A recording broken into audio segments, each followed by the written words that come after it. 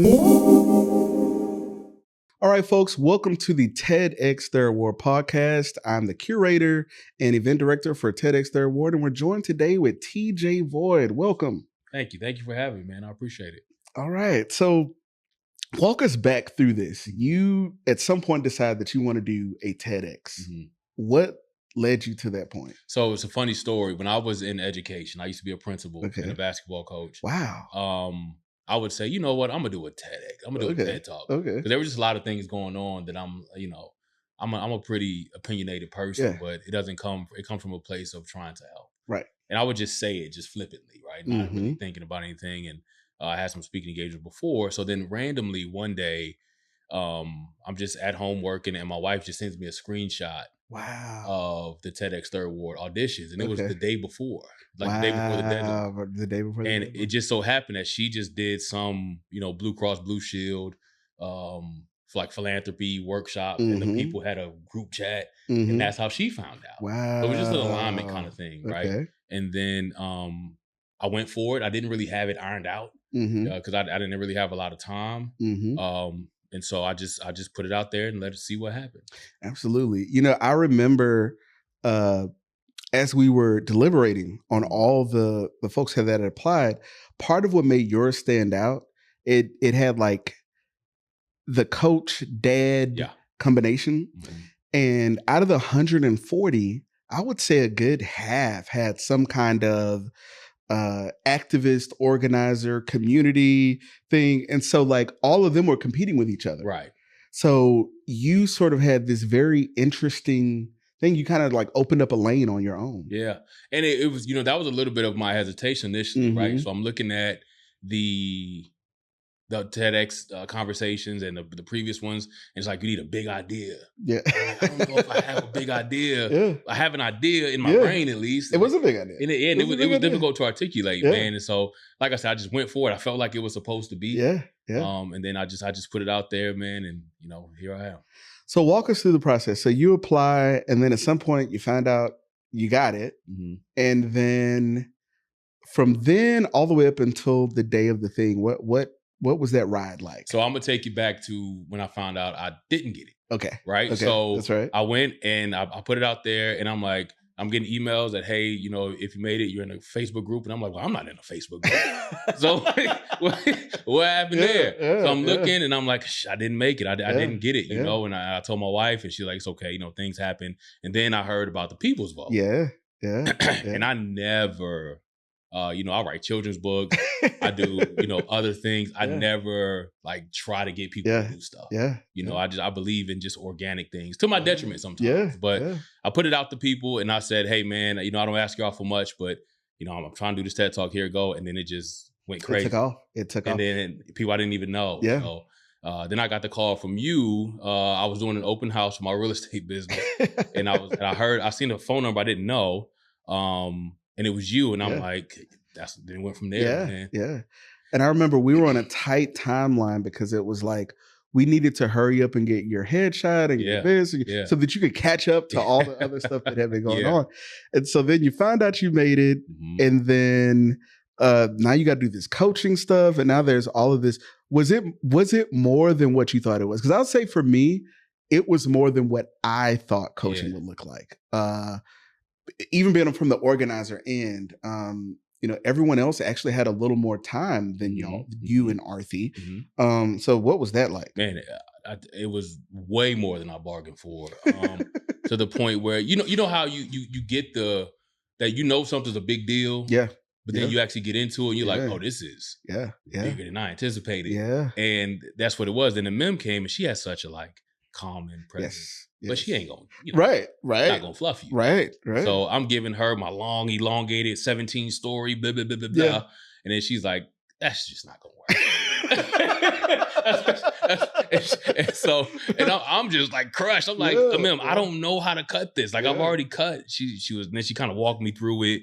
And after I went through my, internal little rant, like, man, it is what it is. So again, I feel like it was ordained because the thing is, I already had headshots from being in real estate. Yeah, that was perfect. Like, and so we walked through it, and I said, okay, let me sit with it a little bit, man. And I spent probably 3-4 days. I was recording it. She gave me that idea to record it. And I didn't even show it to my wife because that's my harshest critic. So if it's cool with her, then I'm cool. Then good. So, but I didn't actually tell her until the day of that morning because I wasn't able to make it to a lot of the live reads. Remember? And I came to read for the first time, and I just fell apart. Well, let's go back to that moment because I remember that moment, and I'll take you back. I'll tell you where I was. It was like the week leading up. And it's like everything that could have been thrown at me was thrown at me. So I was just in the habit of just saying no to everything. Like that day I give like 20 notes. Nope, we're not doing it. Cut it. And then you give your talk. So and I just remember looking at me like, man, that can't. I remember there was a pause and I just sat there and I just listened. And I remember looking down because we weren't sure, even at that moment, who was going to be ready the next day or not. And I remember I came out and you were sitting by the elevator, and you were like a football player. Like you had like this, like, did you play football? I did. I played basketball. Basketball. Yeah. It's like there's this competitive, like just It's funny you say that because that's exactly what happened. Like I walked out, and my competitive nature is. It borders on unhealthy. So I walked out and I'm like, I had to put it away for a second. And I said, you just can't let this win. Like you can't let this moment beat you like this. And the sports kind of kicked in of being able to, come back from being down. And then I just, again, the competitive nature thing, you know how when Michael Jordan was like, I took that personally. Like in my brain, everybody in there was like, I ain't get him out of here. Wow. And so I'm like, that never happened though. You know what I'm saying? But that in my mind, and so I was like, nah, I got to do this. So I was like, if I got to read a little bit here and there, I promise you when the game starts, with the actual performance, I'm going to be better. I'll tell you, I'll give you a little insider. I was sitting next to MM and I had like highlighted 2 names. And I was like, I just don't think it's going to work. One of them wouldn't give it that night, the night before. And then I wasn't sure if you were really going to be able to do it, but you gave your talk again. I wasn't even in the room. But I went to go do something, and I remember I came back, and I was like, he did it. So I had to do it, man. I couldn't. I wasn't going to be able to sleep if I left and didn't at least fail again. You know what I tell my athletes when I used to coach is, if you're gonna mess up, you're gonna mess up anyway. So mess up going full speed. I can correct that. That's what's up. You see what I'm saying? I can correct but if I gotta coach your effort and coach the skill, I don't know what I'm coaching now. Say that again. That was a bar right there. I could. If you're gonna mess up full speed, because you're gonna mess up anyway. Because if you go half speed and you still doing it wrong, now I'm having to coach the effort and the skill. And guess what? When you start doing the skill at full speed, we're right back at square one. That is very interesting. So just if you're gonna do it. Wow. And do it with conviction. Yeah. So then the day comes. That Saturday. Walk me back through like your process. Were you still nervous, or were you still in that? I got it. Dog, I'll be honest with you, man. I went over it that night. I was doing my thing and using my cues, and somebody gave me. I wish I could give them proper credit. Said, hey, if you don't remember things, just think about pictures. Again, ordained, because that's how I think about things anyway. And so it just starts to come back to me. And I knew that if I didn't, I'm not good at memorizing things, because then it comes out robotic. But I know just from writing and recording things previously, if I can remember cues, I can snap back into what I'm supposed to say anyway. And so I went over with my wife right before I left the house. She was like, "That's good." I was like, "I'm straight." I wouldn't even, when I walked in, man, it was an overwhelming sense of calmness. Then I found out I was going last. And I'm like, okay.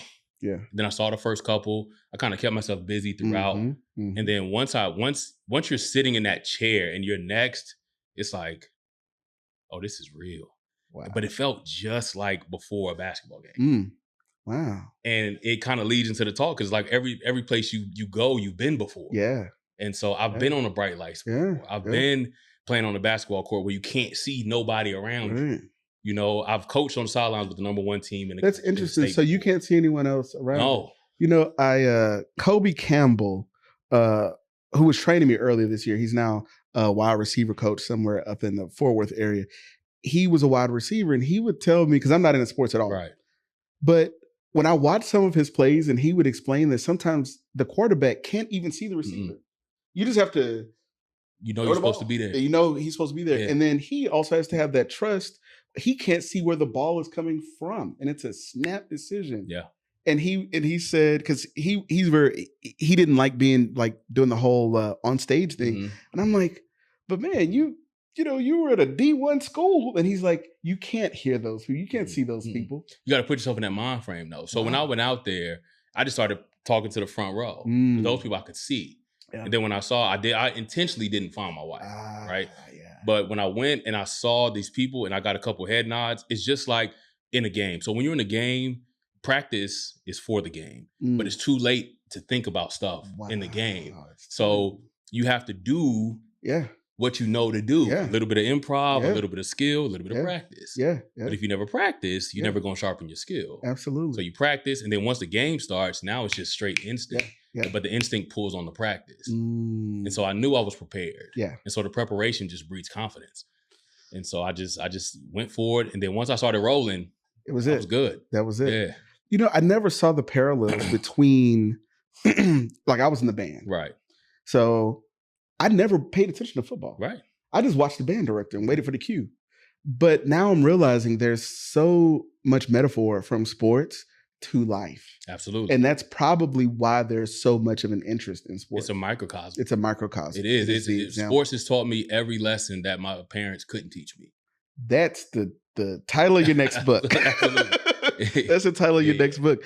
Anything that, any questions that you have from a speaker to me, the organizer, or anything that just like, why did y'all do that like that? Yeah, I want to know, number one, how did y'all choose the order the day of? Because it seemed like there's a lot of moving parts. There were. And number two, how did you know which people were the ones to be up there? So the order, the reason why we didn't have programs, because there were supposed to be commemorative programs. Right. And the week leading up, once we realized that like there was a technical rehearsal that was supposed to happen that I didn't know. It was my first time doing this. Right. So we did a rehearsal and we knew the order kind of, sort of. But then once I realized that like, oh, there are a lot of pieces that we didn't figure out. The theater's asking me questions and I'm like, I don't know, we're just going to wing it. That's when we cut out the program. Mm-hmm. And then we knew that there were going to be a lot of moving pieces with the performances. Yeah. And then we knew that like the camera crew was there. This was their first time doing that. So we literally at the last minute did the lineup, like who we wanted to go and why. And we wanted you to bring that, hoorah, at the end. And then to your other question, I can't even read my handwriting. How did y'all pick the people? Who y'all knew? Oh, how do we pick the people? Yeah. So Quincy Jones talked about when they did Off the Wall, which was the first Michael Jackson album. Yep. And he said that they recorded over 100 songs. Mm-hmm. And he said once they narrowed it down to like the top 12, they cut from there. And from that 8, they knew what the album was supposed to sound like. Okay. And he said from there, they got Off the Wall, PYT, because they knew what, and that's what we did. Not literally following that, but looking back, that is literally what we did. At first, we were going to have this very, we were going to have a rubric. Right. And then it was like, that was when we had 50 applicants. Right. When we saw that we had 140, it was like, oh, we can't do any of that. Right, and so we're sitting around the table. It's 6:00. We got to be out of here by 7:30. Yeah. So we gave everyone 12 votes. And so there was a consensus. And then we just had to deliberate on the bottom ones. But once we had that consensus, now we knew what to look for in people, because it was like, oh, there's a guiding. And it wasn't like same subject, same this. It was like we knew what that big idea looked like. Mm-hmm. Like for instance, and you were one of the ones that were like right there. Right. You were like right there, and somebody else just deliberated more to put somebody else in. But yeah, that's awesome. much how it went. Quick story about the day of. I didn't do my walkthrough on purpose. Wow. My live walkthrough. Okay. Because again, it's like when I was coaching and I would sit back and the best team I ever coached, if I saw a coach before the game doing things that they normally wouldn't do, I knew we were going to win. Because now you're not being yourself. You're trying to play to the game instead of playing what you do. And in coaching, you always have things that you do, and you have to be good at what you do. And I felt comfortable where I was. And if I would have gone out there and messed up, then I would have been thinking. You would have been thinking about it all day. Yeah, during the live game. That is a very interesting way to look at it. You know who else did that? Vivian Liu, who was a sophomore last year, so she must be a junior this year. At the dress rehearsal, she comes over and she's like, I don't want to do it here. I remember. And I remember thinking to myself, well, there's number 3. Better. Because I was like, in my head, I was thinking, if you can't do it here, there's no way you're going to do it tomorrow. And so the deal was she was going to come in the morning and do it. She killed it. She did well. And it was like, she didn't want to do it like that. And looking back at it, I don't want to play. I don't want to pretend I'm going to deliver it. I'm good. I know what I'm doing. So that's what Vivian did. You can over-prepare. You can Yeah. Sure. And even for this, like when I've done podcasts or streams before and I sit down the night before and I have a run-up show and this and that, and I get tripped up because I'm like, oh, I skipped a question. Oh, we're not, and it's like, no, sometimes organic wins, like go with what's in there. And so that's what we did. Man. Yeah. Absolutely. So in closing, any advice to someone who's thinking about doing this and not sure if they should? Or one thing, I'll flip it this way. What's one thing you wish you knew then that you know now? I wish I would have known that I was all right from the beginning. Yeah. Right. Yeah. The coaching is the coaching. Yeah. So they're supposed to tell you what's right and wrong. Yes. And the more they pick it apart early, the better. Right. Right. It's just like, and I'll end with a story. I tell athletes, there's a myth about being first. And a lot of people don't want to go first because they don't want to be the one to mess up. But the one that goes first is the one that gets the most coaching. So if you're third, I'm gonna expect you to do it right because you've already seen the first person. So go first. Go first. Get the most coaching. Get out of the way. Get it out of the way. And get that fear out of it. It ain't about being fearless. It's about fearing less. So the more you do, the less you fear. That's another book. So we got 2 books that TJ Boyd is gonna put out. That's actually in my book. It's about a first day of school. It's named after my friend's Cooper. My friend Cooper. My friend Kerry, his son Cooper started school. It's the first day of school, and it's about, son, the more you go to school, the less you'll fear the first day. Wow. And is this your children's book? It's a children's book. Children's book. Yeah. So you heard it here first. If you are interested in being a volunteer or a speaker for TEDxThirdWard, visit TEDxThirdWard.com. And don't forget to like, comment, and share this. Thank you so much, TJ, for being here. I appreciate you having me. Absolutely.